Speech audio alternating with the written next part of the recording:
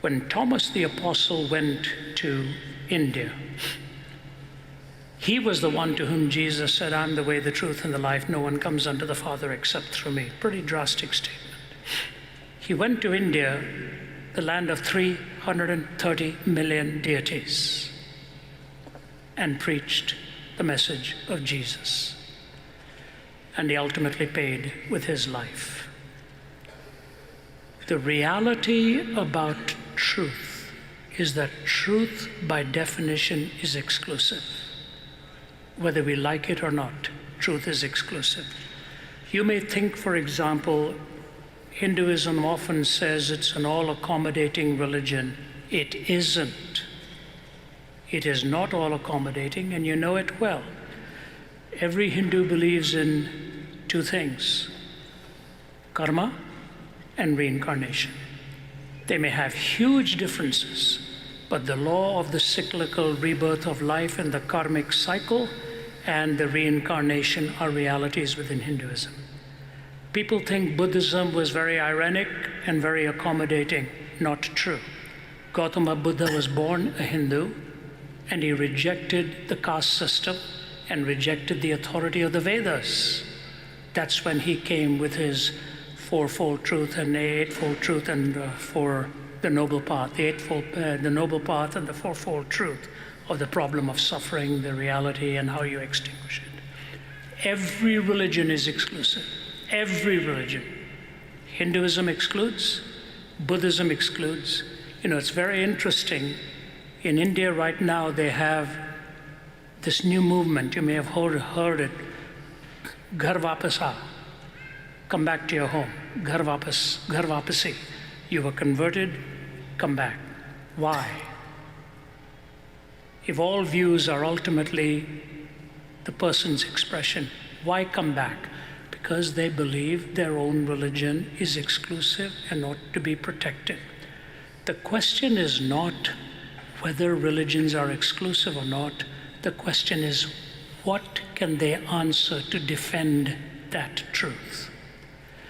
If you move from Hinduism from the Vedas into the Gita, where Arjuna is talking to Krishna in that great conversation where Arjuna is going to fight his own brothers, and he doesn't know the chariot driver is Krishna. And he's asking him for advice on how I can go and fight my own brothers and kill them. He doesn't know who Krishna is, but he's giving the advice.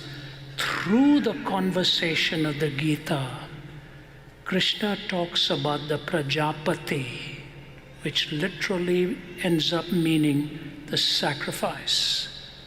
You ultimately need that sacrifice. But in the Gita, there is no sacrifice. He was on to the truth that there was the need. Only in the gospel is that sacrifice offered for you and for me. Why is Jesus the way, the truth, and the life? Because he answers the four questions with correspondence as truthful and coherence as the four coherent answers. It is for this reason that people like Carey and Charlie C.T. Studd and Henry Martin and others, I go to India several times a year. Hum dharti ke aadmi hai. Hum dharti ke aadmi hai. I'm a person of the soil. I was born and raised in India. India has a fascinating philosophy.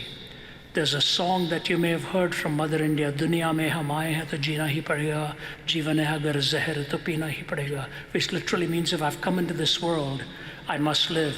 If living means drinking poison, I must drink it. The fatalism that is present in many of the young, they are hungering for answers. It is not so much the robust attitude of smothering somebody, but the privilege of telling them that Jesus Christ offers his sacrifice for you so that you can have life with purpose. Mahatma Gandhi, who carried a New Testament all his life, made this comment: I like their Christ, I don't like their Christian, because the Christians had victimized him in so many ways. We as Christians need to apologize to the world for the way we have sometimes betrayed the trust. But we do not go to present ourselves. We go to present Christ. If you had the cure for cancer, you would not be sitting at home. You'd be telling the world with cancer where the cure is. In Jesus, you find the answers to the deepest questions of the soul, and present him as the answer. I'll leave that with you. I'll leave you with 2 footnotes. Why Jesus? I've responded in 1 chapter to the very question you've raised, and also Jesus among other gods. You will see the coherence of his answers. All religions claim exclusivity. I believe in Jesus. You see the reasons for that exclusivity, because he describes my condition, provides for the malady, explains suffering, teaches me what the cross is about, and rose again from the dead to give me eternal life. That is what I present to the Indian people, and I hope you will follow those teachings too.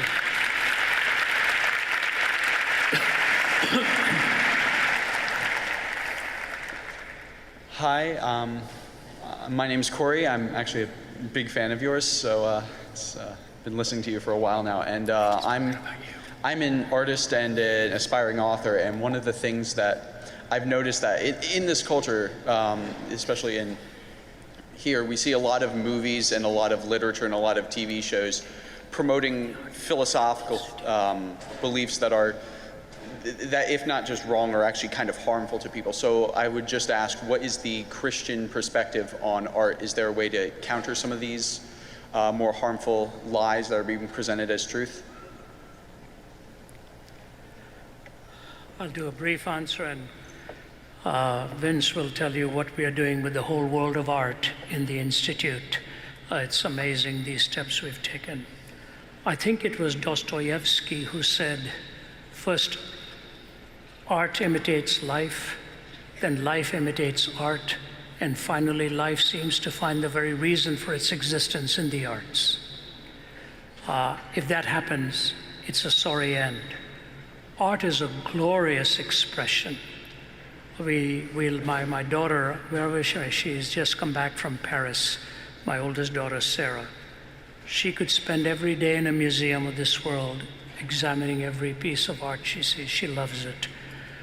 I'm more into the performing arts than the fine arts, but certainly I enjoy the best of music and the best of what the artistic world does. See, worship brought art into it, music. And if you go to Rome and anywhere, you see the glorious expression of the artists from the Renaissance and how they glorified God with their work. For the Christian in his or her life, the parameter is very simple. Worship the Lord in the beauty of holiness. Holiness is not about, beauty is not a boundaryless thing. Beauty has to have boundaries, and that boundary is the difference between the sacred and the profane. If one chooses to do profane art, it is really not art, it is the exalting of the profane. And it may be that the artist has the intention to show the horror of profanity through the process of the art, and it can happen and it can be done. I know a Hollywood music writer who said the hardest part of his life was to watch profane acts taking place on stage and for him to compose the music of it. So I'll be standing in the wings watching this and really not wanting to see it because he said, I'm a family man, I didn't want to cross some lines, but he would see as best as he could and invariably would introduce some horror music in the process, because what was going on had some horrific ramifications too.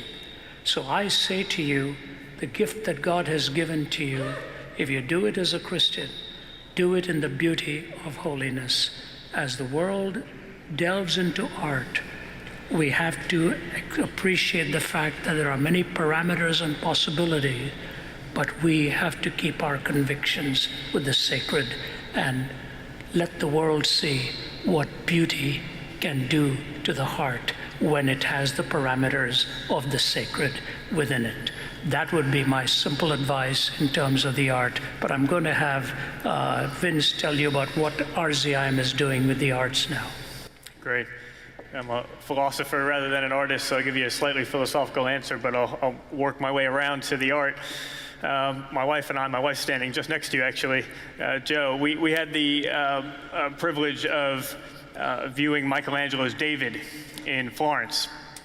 It didn't initially feel like a privilege as we waited in the cold rain for 2 hours to see that statue, nor did it seem like a privilege as we had a marriage discussion about whether we should continue to wait in the rain. In the end, a few married people in the room, in the end, we did a marriage compromise. Joe wanted to stay and I wanted to go, and so we stayed.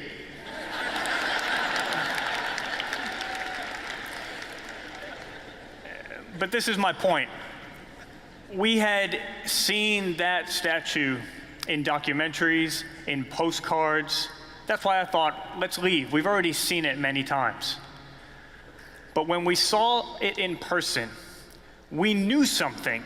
We didn't just experience something, but through that experience, we knew something about the beauty of that piece of artwork that we couldn't know through just hearing friends tell us about it, or through the postcards, or through the documentaries. In philosophy, we would call that non-propositional knowledge. But it basically means it's experiential knowledge. It's knowledge that you can only know in full by truly experiencing it. And I think knowledge of God is like that as well. I sometimes think about thinkers, feelers, and doers.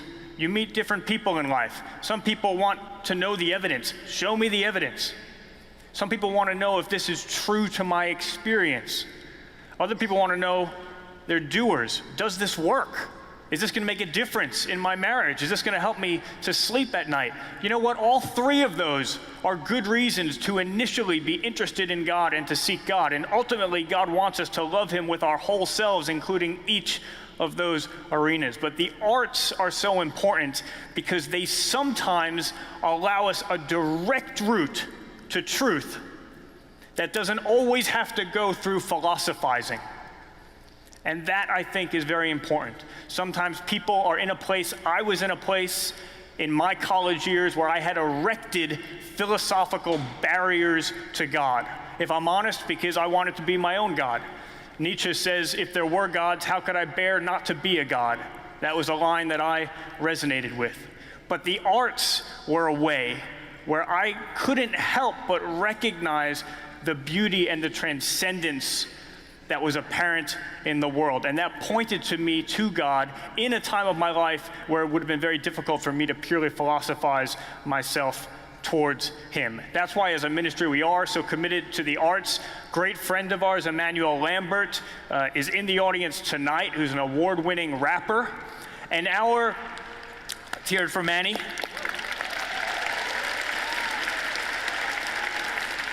And our assistant director, Sean Hart, at the Zacharias Institute, is someone who spent a lot of his youth in a rap culture where he was far from God. And he said, man, I wish I had someone like Manny at that time. Because Christian artists at that time largely had just withdrawn from that culture. But what that meant was not just withdrawing from the art, but withdrawing from the people who were interested in the art, including my friend Sean. So I think we need to do good art, we need to do faithful art, but we need to engage in these cultures, because not engaging is not just not engaging in the culture of art, but it's not engaging in the people who love that type of art, and we want to love every single person. I hope that's helpful. Very much so, sir. Thank you. Next question. Hi, my name is Jackson. I'm a student at Penn, freshman. And my question is, if we as finite beings spend our whole life searching, we basically can only scratch the surface of all the information in the world. So how do we find truth in that pursuit? Very, very great question. And by the way, one more thing I should say, our new Institute of Apologetics in Atlanta has an art gallery in there, and where we hope to do some wonderful displays of fine artists. That has already begun. You go on our website and you'll find it. And sir, your question on so much to know. You know, it's interesting. Charles Hartshorne, the famous philosopher, in his 100th birthday, was asked what he wanted to say to the world as he reached that stage. He said, everything that needs to be said has been said. The only thing that needs to be decided is what to deny. What are you going to deny? Malcolm Muggeridge had a famous line, all new news is old news happening to new people. All new news is old news happening to new people. Your point is well taken. There is so much that there is to be known, so much of wisdom and knowledge that you can accumulate. How do you really arrive at even any conclusions, and where do you get off? There is a difference between comprehensive knowledge and meaningful knowledge. You cannot be a genius in all of the disciplines. You simply can't. In fact, when Stephen Hawking, in his book, made the comment that philosophy is dead, the theologians didn't have to respond. The chairman of the philosophy department at Cambridge responded.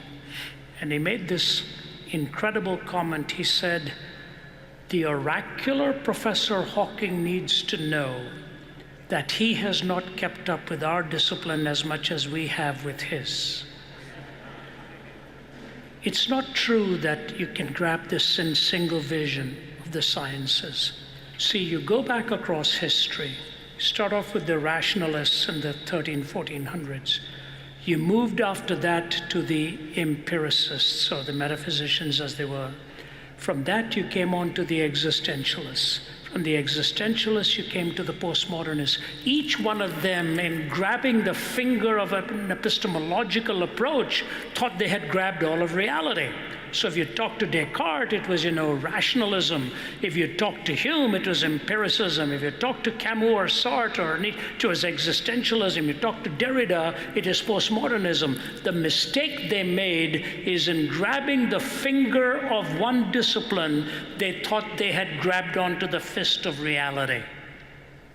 All of these disciplines have their places. And so we have these specializations, with each one of them having their value. That's why I think the Christian faith has such beauty to it. We want a faith that is rationally tenable.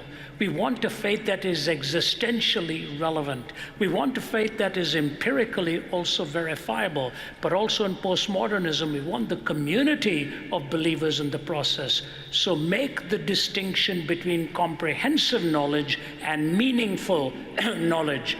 And when you find that meaningful knowledge, excuse me, you will find that there are 4 components to meaning. 4. Wonder, that sense of enchantment, truth, love, and security. Wonder, truth, love, and security. You watch a little child, wonder. But then all of a sudden they get old and they find out that the fairy tale is merely fantastic. It's not fantastically true, it's merely fantastic. Then you come to see the Gospels and the place of the miracle and the incarnation. You see that which is fantastically true. You enjoy the love of God and love in your relationship. You enjoy security of life beyond the grave.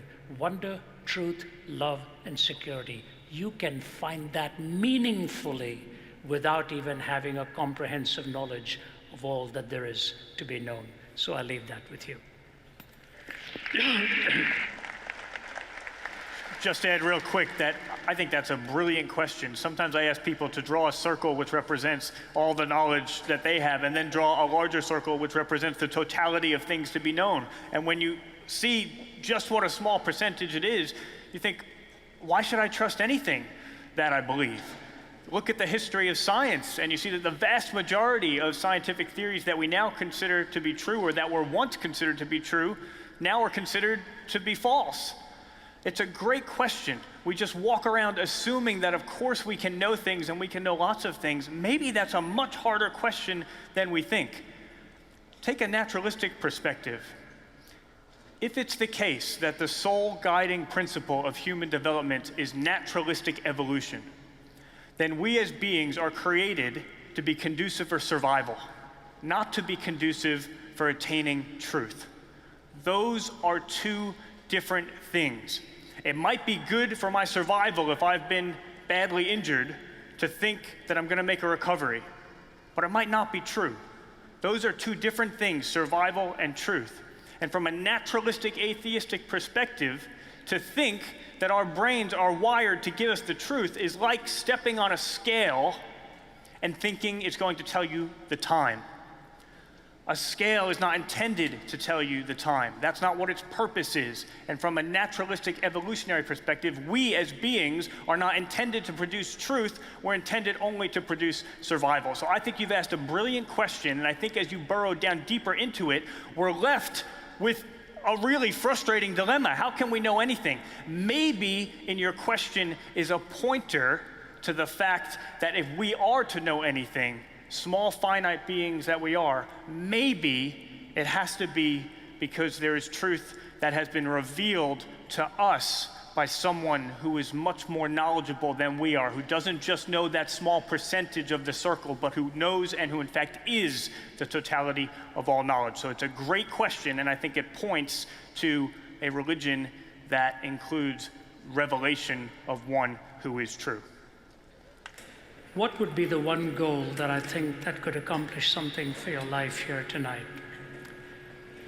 There was a music group called the Moody Blues that said this: why do we never get an answer when we're knocking at the door with 1,000 million questions about hate and death and war? Because when we stop and look around us, there's nothing that we need in a world of persecution that is whirling in its greed. Why do we never get an answer when we're knocking on the door? There's the artist for you. And then he says this: I'm looking for a miracle in my life. I'm looking for someone to change my life. I was 17 years old, on a bed of suicide in Delhi. I'd given up, completely given up. When a person brought a Bible into my hospital room, I didn't own a Bible, I'd never opened the Bible. And he turned it to John chapter 14. My body was dehydrated because of the poison that I had taken. I couldn't lift my hand to hold the Bible. I needed my mother to hold it for me. And then she read it to me. And to you students, I want you to know I was a young student then. And I'm on the verge of death. And she reads the words of Jesus to Thomas: because I live, you also shall live. Because I live, you also shall live. And I prayed this simple prayer: Jesus, I really don't know who you are. I really don't even know what all this means. But if you are the Lord who gives life, the life I never had, come into this life and change me. I need to be changed, not only what I do, but what I want to do. 5 days after that, the doctor came and he looked at me and he said, Beta, which means son, I have given you back your life, but I cannot make you want to live. I have given you back your life, but I cannot make you want to live. I said, Doctor, that's been taken care of by somebody other than you, who has given me what I wanted to do. What can I ask you to do? Your hospitality has been incredible, and Aaron, your team's fabulous. We are honored. And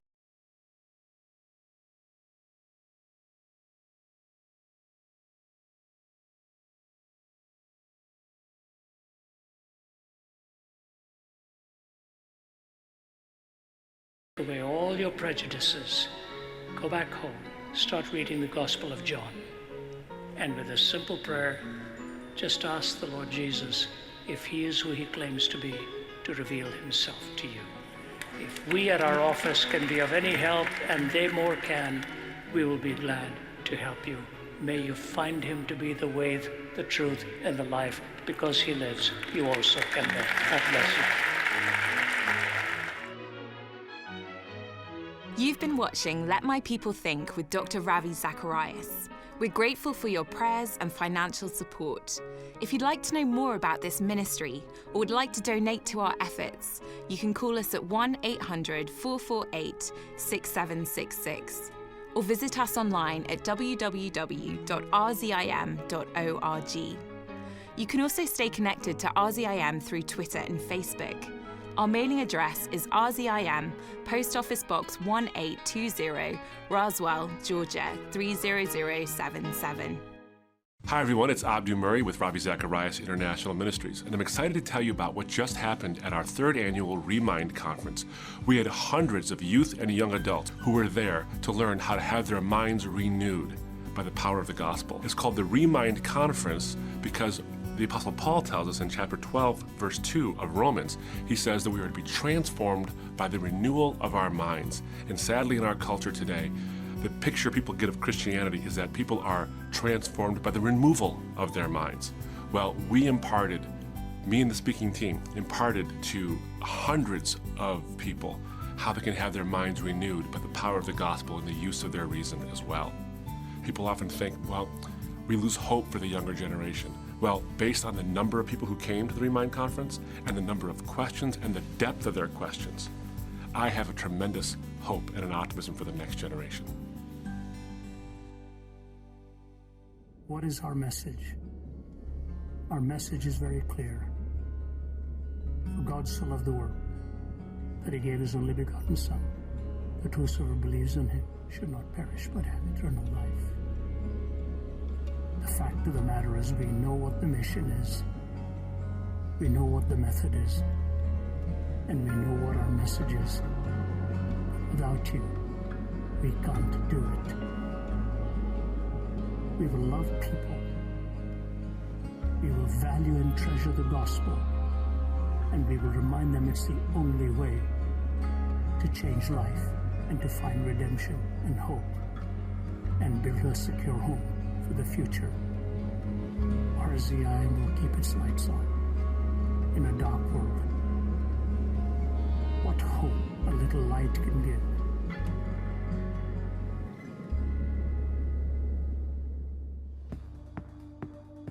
Reboot is a day dedicated to answering the tough questions that high school students have.